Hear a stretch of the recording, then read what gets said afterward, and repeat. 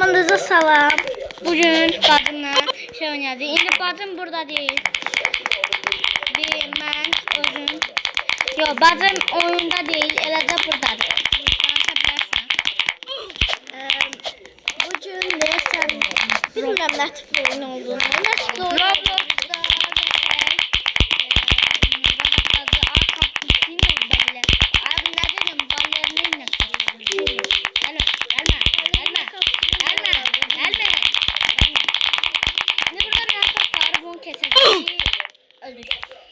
ya teknoloji ya.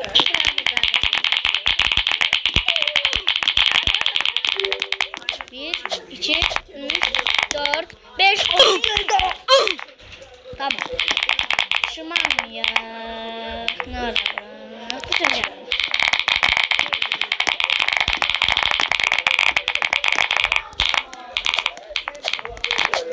Kapan.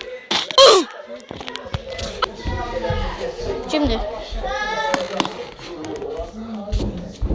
Bilmiyorum. İyi.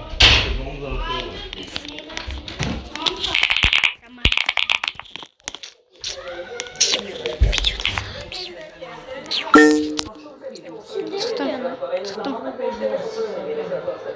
Şimdi bunu oynayacağım anne. Ekran aç. Tamam.